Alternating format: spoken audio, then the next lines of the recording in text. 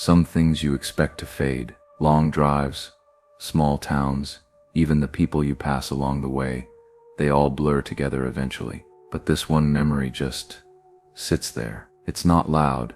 It's not even particularly dramatic when I first think about it. But then it keeps coming back, like a noise you thought was part of the background until it doesn't stop. I never talked about it much, mostly because I didn't know how to explain what actually happened, or why it still makes my stomach tighten when I think about it. All I know is something changed that day, subtly at first, then all at once. There's something about driving before the sun comes up, when the world feels half asleep and everything around you is just shadows and silence. That morning I was on the road by 3:45, pulling out of my apartment complex in Westchester, with the kind of confidence that only comes from planning ahead. I had snacks in the passenger seat, a gas station coffee sweating in the cup holder, and a long stretch of highway waiting for me. I remember thinking, I've done this right. No traffic, no chaos, just open road. The streets were deserted in a way that felt almost peaceful. No tail lights, no honking, not even the usual trash trucks groaning down side roads. I like that feeling, like I'm slipping through the world unnoticed, just a little outside the noise. I didn't even bother with music at first. There was something calming about the low hum of the engine, and the occasional flicker of a traffic light cycling through reds and greens for no one.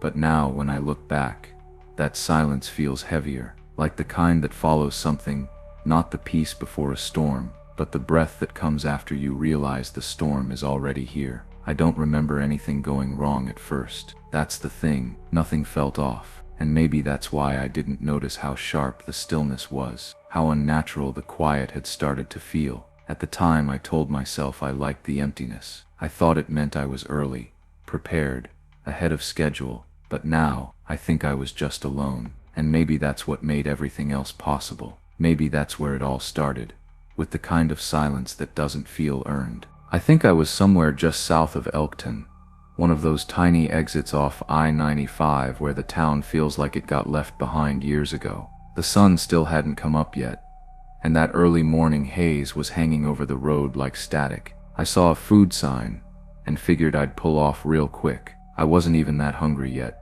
just restless. Thought maybe something warm would shake the chill out of my chest. The lot was nearly empty. Cracked pavement, a single light pole buzzing overhead. The Arby's stood at the edge of the lot, glowing like it was alive but still. Lights were on inside. The drive-through board lit up like it was waiting for someone to speak, but nothing moved. No workers, no cars, no shadows passing behind the counter. Just that constant flicker from one of the red neon letters on the front sign. The B, maybe, blinking like it was trying to get someone's attention. I sat there with the engine running, not really thinking, just lingering. That kind of aimless stalling you do when your brain hasn't caught up to your instincts. There was something in the stillness that felt wrong, but I kept brushing it off. Told myself it was early, told myself small towns feel different, but that place felt frozen, like it had been stuck in that moment for too long. Looking back, I don't know why I didn't just back out and keep going. I think I didn't want to admit something felt off, because once you name it, you have to act on it. So I stayed, waiting on a place that was never going to open, waiting on a moment I didn't know had already started. I wasn't even looking at anything, just kind of zoning out at the drive-through speaker, wondering if I should try honking or just leave. And then, out of nowhere, he was there, right next to my window. I don't know how I didn't hear him walk up. No footsteps, no shadow crossing my mirrors. Just suddenly, a face, smiling like we were mid-conversation, like this wasn't the first time he'd spoken to me. There was something easy in his voice, too easy, like he knew exactly how to ask, without sounding like he was asking for much. He said his car had died, and needed a jump. Simple, harmless. I nodded like it was just another thing, like I hadn't been sitting in a silent lot for 5 minutes with a strange pressure crawling across my back. But something about the way he stood there made it feel less like a request and more like a test. He wasn't close, not in a way I could call aggressive, but he didn't step back either, just waited, calm, collected, like he already knew how this was going to play out. I kept trying to remind myself that people ask for help all the time, that this was normal. that I would have felt worse if I said no. But it wasn't just what he said, it was the timing, the suddenness, the way I never saw him coming. I think part of me knew then, deep down, that something was off. Not enough to run, just enough to quiet everything inside me, enough to make me feel like I didn't have control of the next decision, even though it felt like I did. I got back in the car just to warm up for a second while the cables were doing their thing. The windows had started fogging a little, and everything outside was still that same dull gray, the kind of light that doesn't feel like morning or night. I reached for my wallet, mostly out of habit, just to check it was still where I left it, but it wasn't. That moment, it hit me like a body blow. 1 second, I was calm, maybe even a little bored, and the next I was tearing through the center console, the glove box, even the floor mats.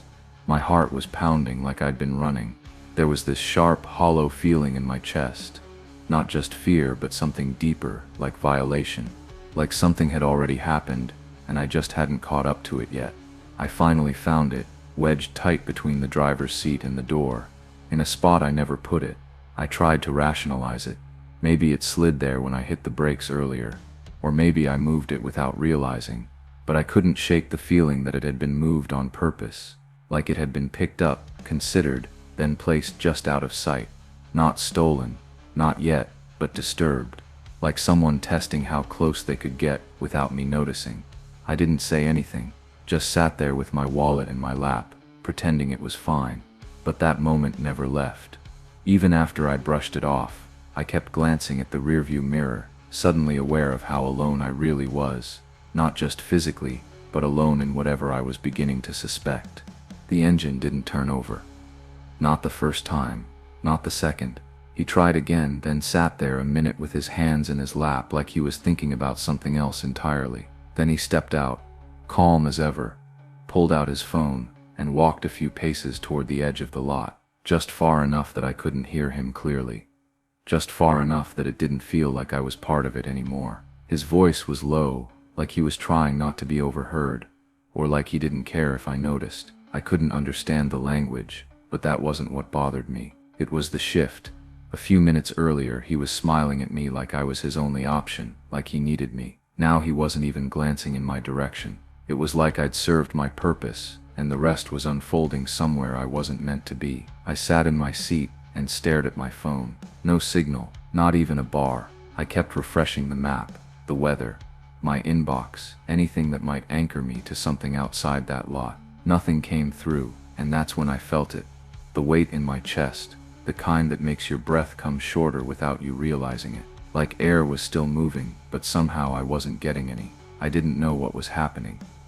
I still don't, but it felt like whatever was going on wasn't just about a dead battery anymore, and I was starting to realize I wasn't stuck there by accident. I'd stepped into something without knowing it.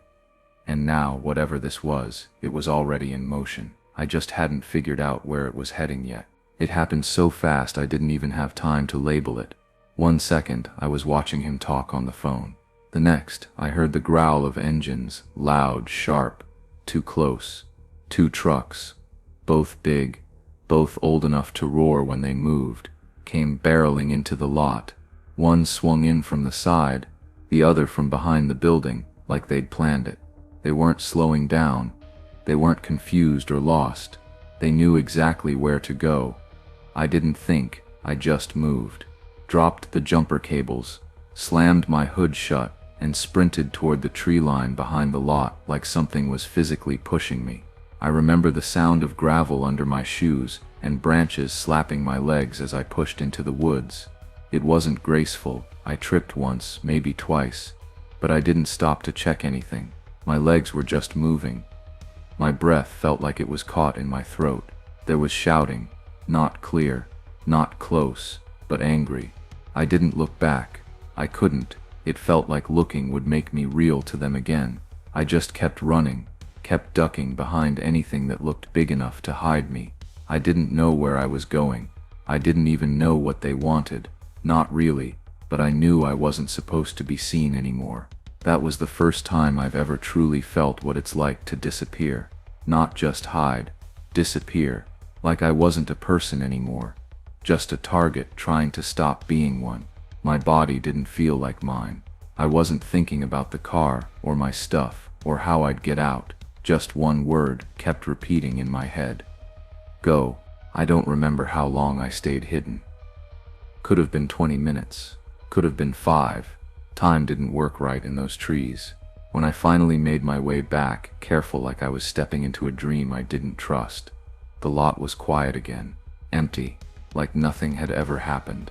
Except my car. My car was still there. But it wasn't mine the way it had been before. The back window was shattered in. Glass dusting the trunk like frost. The inside looked ransacked. Bags torn through, suitcase gone. My backpack missing from the back seat. I just stood there staring. I didn't touch anything right away. It felt like if I did, the whole scene would come apart. Like touching it would make it real in a way I wasn't ready for. I called the cops because that's what you're supposed to do, even when you know it won't change anything. They showed up, maybe 20 minutes later, 2 uniforms in a cruiser that looked just as tired as I felt. They were nice enough. Asked me to walk through it all again. Where I was, who I talked to, what I saw. I kept my voice steady, but inside I felt hollow.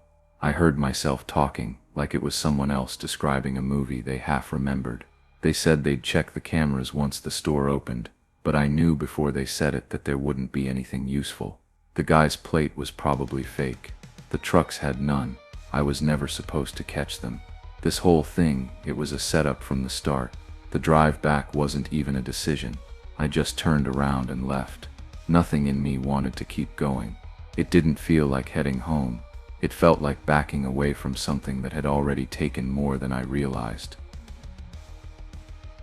There are parts of that fall I still think about. The smell of wet leaves in the driveway, the glow of the porch light after long shifts, the way the air got colder without me noticing. For a while everything felt paused, like life had taken a breath and just forgot to let it out. But one night keeps resurfacing, and I've never been able to figure out when exactly things started feeling wrong. I told myself it was just for a little while, a couple weeks, maybe a month.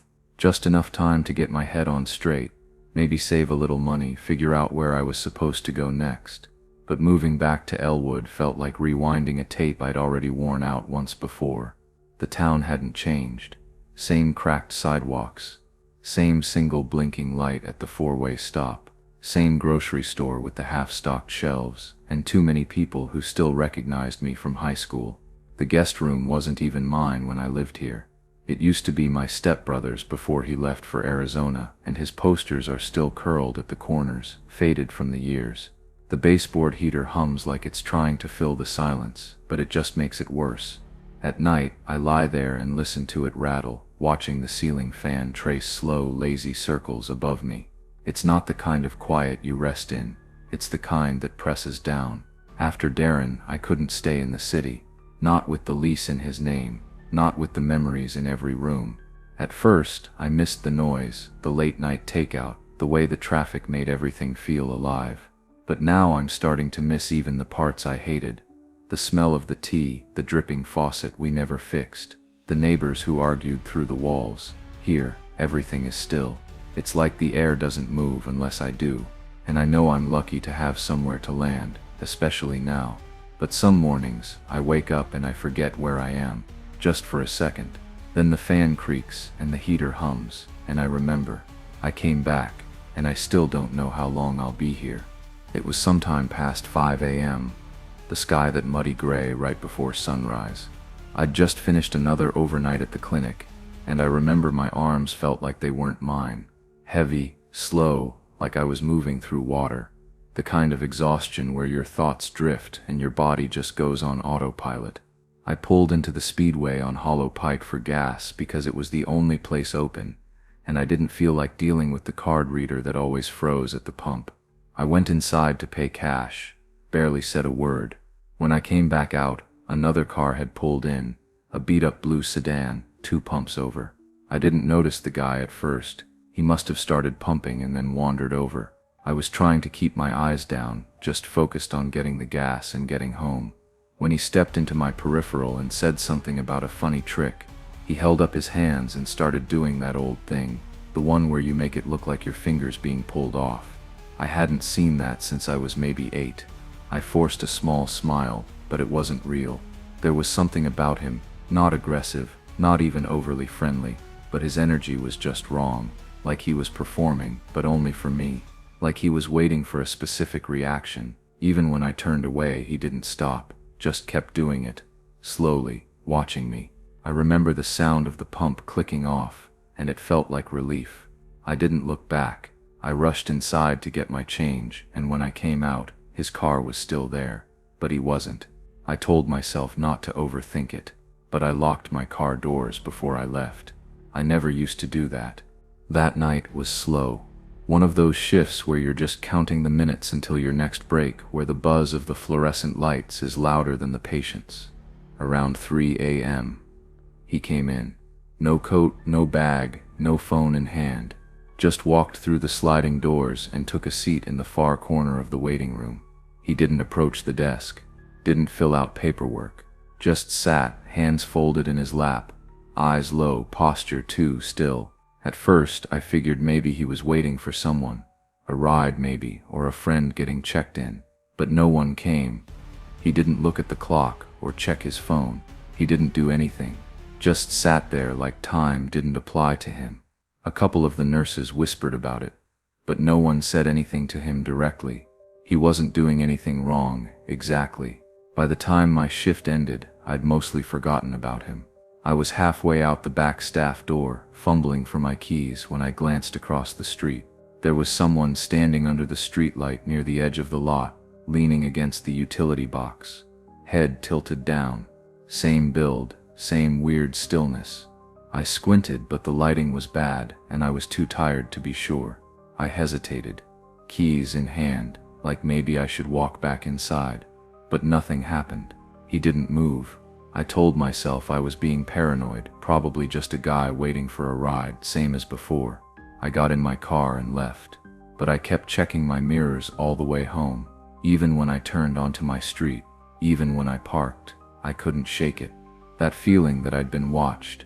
I'd stopped at that all-hours deli near the bypass, the one with the blinking open sign that hums when you get too close. Picked up a sandwich and a plastic tub of pasta salad.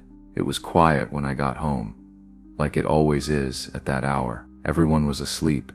No lights on except the little one above the stove. I used the spare key from the meter box, like I always did, and made sure to tuck it back right after. Then I locked the door. I remember that part, turning the bolt, feeling it stick for a second before it clicked into place. I sat down in the kitchen, unwrapped the sandwich, and took that first bite. I wasn't thinking about anything. Not work, not Elwood, not even the man from the other night. I was just tired.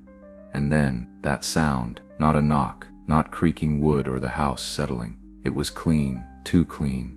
The unmistakable snick of a deadbolt being turned. I went completely still, food half chewed in my mouth. My ears rang from how quiet everything got. I waited for footsteps, a voice, anything, but nothing happened. I whispered my dad's name, just barely, like maybe he'd gotten up for something. No answer. I stood slowly, every part of me tuned to the smallest sound. The air in the room felt heavier all of a sudden, like I'd missed something, or something was missing now. I walked to the hallway but didn't see anyone. The front door looked the same, still closed, still locked, but I knew what I heard. I know what I heard, and the worst part was realizing I might have been the only one who did. My dad flicked on every light like that would make us safer. We searched the whole house, closets, under beds, even behind the shower curtain. Not that we ever expected to find anyone. It felt more like we were acting out a ritual, just to prove to ourselves there was nothing there. My stepmom kept asking if I was sure I locked the door. I said yes, over and over, but that little sliver of doubt had already wedged itself in. When we stepped outside, the air was cold in that early morning way, sharp and still. My dad went to the side of the porch and pulled back the loose board. The fake bolt cap was already tilted off, like someone had fumbled with it in the dark. He looked at me and didn't say anything, but I could see it on his face. The key was gone. I could have sworn I put it back. That's the part I keep going over in my head. I remember sliding it back into the container. I remember twisting the cap. But now I wonder, did I do it too fast? Was someone watching from the street? From the trees? I didn't even think twice at the time. It was just habit, the same motion I'd done a dozen times without thinking. But it's not just about the key, it's the idea that someone else knew it was there, and waited, knew the rhythm of our house, knew what time I got home, knew the soft points we never really thought twice about. I can't stop replaying it. That key didn't walk off on its own, and whoever has it, they were close enough to take it. I don't even know what made me check. Maybe it was nerves, or just the way the living room light threw shadows into the dining room and made everything look slightly off. My dad had already gone through the upstairs, room by room. I stayed behind, pacing the middle floor like I was waiting for something to reveal itself. The silence had a pulse to it, like the house was holding its breath. I walked into the dining room, the one we only ever really used on holidays, and crouched low near the edge of the table. I don't know why I looked under it. I wasn't expecting anything, just being thorough, I guess. But the moment my head dipped low enough to see beneath, the world dropped out from under me. He was there, curled under the table like a child in a game of hide and seek, knees tucked, one arm propped like he'd been there for a while. He wasn't startled. He didn't flinch or bolt. He just looked at me, eyes too calm, too steady, like he'd been waiting for me to notice. I froze. I think part of my brain refused to register it at first, like no, that's not possible, that's not real. And then my body caught up. I screamed, loud enough that it scraped my throat raw, and I backed away so fast I knocked over one of the dining chairs. The sound of my mom screaming somewhere behind me blurred into the walls, but all I could focus on was his face. That quiet, unmoving expression, not fear, not panic, just stillness. He didn't break eye contact. Not until my dad came crashing back into the room, and even then, he moved like he wasn't in a rush, like he still had time. The fight is a blur, loud and clumsy and desperate. My dad lunged first, and I followed without thinking. It wasn't graceful. There was no plan. Just arms grabbing, feet slipping on the hardwood, the sound of something, maybe a vase, shattering in the background. I remember my stepmom shouting from the top of the stairs, her voice shaking in a way I'd never heard before. But somehow, the three of us pushed him back, forced him out the front door and into the dark. But even after he was gone, it didn't feel like it was over. Not really. The door slammed shut behind him, but we all stood there, waiting for something else. Another knock, a second shadow. What stuck with me most wasn't the struggle or the fear in the moment. It was knowing he still had the key, our key, the one we'd used so casually, tucked under a fake bolt like we were the only ones who knew it was there. The cops arrived quickly, their lights filled the driveway like a movie scene, and for a second I felt something close to relief. But when they left, when the questions stopped and the house went quiet again, it was back. That same weight, that feeling that someone had seen too much. The layout of our home, the rhythms of our routine, the small vulnerabilities we never thought twice about. The next day my dad replaced the lock himself. We threw out the fake key holder and didn't talk about it much after that. But I still catch myself looking over my shoulder when I come in late. I still peek under the table. I still flinch at the sound of the front door, because locks are just metal, and I don't think I'll ever feel entirely locked in again. There are some things I replay over and over, not because I want to, more like my brain just won't let it go. I've driven that stretch of highway probably a dozen times since, and still I can't pass certain exits without feeling my stomach tighten. It wasn't even one big moment, really, just a series of little things that together felt like something was circling me, something I still don't understand. It had to be close to 1 a.m. when I saw the sign. One of those small blue highway markers, rest area, next right. I hadn't passed another car in what felt like an hour, and the road had started to hum in that strange way it does. When the engine noise is the only thing keeping you tethered to reality. I didn't even think twice. I blinked, took the exit, and coasted into a near-empty lot. It was barely a rest stop, really. Just a cracked parking strip, a single concrete building with a green-tinted security light above the door, flickering like it was trying to stay awake. There was one other car there, off to the far side, a silver sedan. maybe a few years older than mine. The windows were dark, too dark. I remember wondering if someone was sleeping in it, and I told myself that made sense. It was late, people do that. But there was something strange about the way it sat, like it had been parked too cleanly, too perfectly straight. And even as I pulled into a space maybe 3 spots from the bathroom, I felt this weird pressure behind my ribs, like something just shifted and didn't want me to notice. When I stepped out of the car, the air felt heavier than it should have, still, but not calm. More like waiting. The only sound was the gravel popping under my shoes and the low hum of the building light overhead. Even the trees lining the lot felt like they were holding their breath. It should have been a moment of relief, but something about it made me want to leave before I even reached the door. I pushed open the bathroom door, expecting what you'd expect at a place like that: fluorescent lights buzzing overhead, maybe a cracked mirror, maybe the faint smell of bleach trying to cover up whatever came before. And all of that was there. But there was also something else. There was a man already inside, standing not at the sink, not at the urinal, but facing the corner, right beneath this busted old hand dryer that clicked and buzzed every few seconds like it was short-circuiting in slow motion. His back was to me. He didn't turn, didn't shift, didn't even seem to register that someone had entered. Just stood there, completely still. I paused in the doorway longer than I should have, thought maybe he was drunk, or homeless, or having some kind of breakdown. But then I realized he wasn't even facing anything. Not the mirror, not the wall, like he was hiding his face, just turned into this open section of tile, like he'd been told to stand in the corner, and was still waiting to be let out. I told myself not to make it weird, just walk past, do what you came to do. But every step closer to that stall made my skin crawl. I didn't want to be near him. I didn't want to look at him. Inside the stall I didn't even try to go. My legs locked. My hands stayed clenched in my jacket pockets. I could hear that damn dryer buzzing in irregular little jolts, like it was trying to keep a rhythm and failing, and the man never moved. I still don't know what he was doing, and I don't think I ever want to.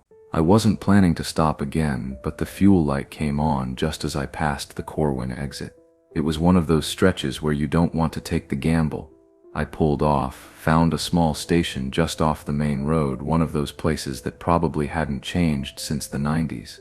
Buzzing sign, empty lot, flickering light over the single pump island. It looked half closed even though the sign on the window said 24 hours.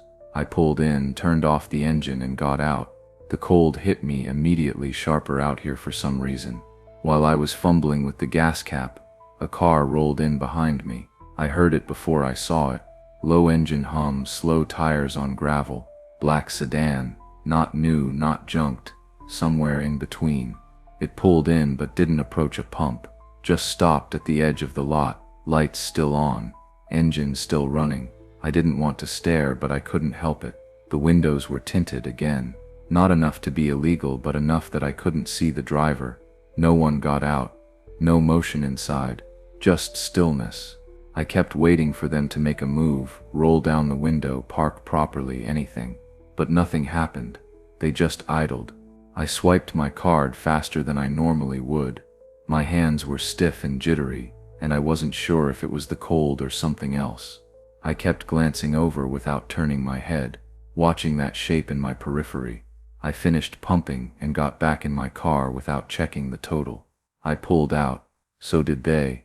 That was the first time I let fear decide my route. I didn't get a clear look at him in the bathroom, just his back, his posture, the way he seemed detached from the room around him. But as I was leaving, as I finally forced myself out of the stall and turned to wash my hands, I saw his face for the first time. He had turned, slowly, like he'd been waiting for me to move first. He wasn't doing anything. Not threatening, not smiling, not reacting at all. Just looking. But it wasn't a casual glance. It was this fixed, vacant stare. His eyes didn't search or blink. It was like his face had been emptied out of expression, but something deeper was still running underneath. I remember locking eyes with him for a second too long. My body froze, even though I knew I needed to move. It was that kind of moment where your instincts recognize something your brain hasn't labeled yet. I don't even know how I got out of there. I didn't wash my hands, didn't check behind me, I just moved, like someone had pulled a lever in my spine and forced me forward. I didn't breathe normally again until I was back in the car, key in the ignition. Even then, I couldn't shake the image of that face, not because it was grotesque or anything. It wasn't, it was worse than that. It was empty, but it wasn't unfamiliar. And that's the part I still don't know how to explain. It felt like he knew me, or maybe like he had chosen me. I didn't even hesitate when I saw the next rest sign, exit 54. I told myself it'd only take a minute, just in and out, and maybe then I'd be able to forget about everything else. I was still holding on to that, this idea that maybe I was just tired, maybe my brain was playing tricks on me. The first stop had been weird. Sure, the gas station too, but things only feel connected when you're already on edge, right? This lot was even smaller than the first. No vending machines, no parked trucks, not even a map board or trash can out front. Just one squat building with a single dim light above the door, buzzing softly in the quiet. No wind, no traffic behind me, just stillness again. I pulled in closer this time, closer than I normally would, practically right up against the walkway. I think I told myself it was for convenience, but the truth was probably something else. I didn't want to be far from the door. I didn't want to have to run if I needed to. As I stepped out, the gravel crunched in a way that felt exaggerated, like every footstep was announcing something, my own presence, my own vulnerability. The air had that same charged feel as before, too still, like something was holding its breath just out of sight. I paused at the entrance, listening, not for anything specific, just in case. Everything in me was saying not to go in, but I really thought if I could just get through this stop, I'd prove to myself that the rest was in my head. I still wanted to believe it was all just nerves, but I think a deeper part of me already knew it wasn't. I had just started to feel a bit of relief, the kind of relief that only comes after you've been holding it way too long and everything else has been chaos. I was still tense, but part of me thought maybe this was finally it, the end of the weirdness. The bathroom was empty when I walked in, and I picked the far stall without even thinking. Old habit maybe, or maybe I just didn't want to be too close to the door. Then I heard the entrance swing open, footsteps, slow, steady, deliberate, not rushed, not casual. They came in and didn't stop at the urinals, didn't pause at the sinks, just walked straight to my stall, and then they stopped. Right there, I could see the shoes through the crack under the door, heavy looking, black, planted squarely like whoever was wearing them had no intention of moving. They weren't pacing, they weren't making noise, just standing. I stayed silent at first. Maybe they were just confused, or maybe they were waiting for me to come out. But something about the way they stood felt wrong, too confident, like they already knew I was in there. I felt my chest tighten. My body got smaller, somehow, like I was trying to fold into the walls. I kept waiting for them to say something, ask if it was occupied, make a joke, anything. But they didn't, just stillness, waiting, like they had all the time in the world. And that's when the fear changed from anxious to real. Calling 911 felt ridiculous at first. I hesitated, thumb hovering over the button, trying to convince myself it would only make things worse. But the silence outside the stall, the way it stretched, unmoving, pushed me past whatever pride I had left. I put the call on speaker. Oh, I wanted whoever was out there to hear it, to know that someone else was now involved, that I wasn't alone in this. The dispatcher's voice cut through the quiet like a lifeline, calm, clinical, asking where I was, what was happening, if I was safe. I answered loud, clear. Every word felt like a message not just to her, but to the person outside that door. And then, the footsteps retreated, slow again, unhurried, like whoever it was wasn't scared. They were just done. That made it worse somehow, like I'd interrupted something I wasn't meant to escape. It took longer than I expected for the officer to arrive, or maybe it just felt that way. I stayed locked in the stall, phone in hand, barely breathing. And then, finally, I saw it, a sliver of light sweeping beneath the door. A gentle knock, just 3 short taps, but I could feel the weight drop from my chest. When I stepped out, I tried to explain everything. I gave him what details I could about the man, the cars, the feeling that followed me across counties. But hearing it out loud made me feel unhinged, disconnected from my own story. He nodded politely, checked the building, looked over my car. Nothing had been touched. Nothing had been taken. But that didn't matter, because whatever was out there wasn't trying to take something from me. It just wanted me to know it was there.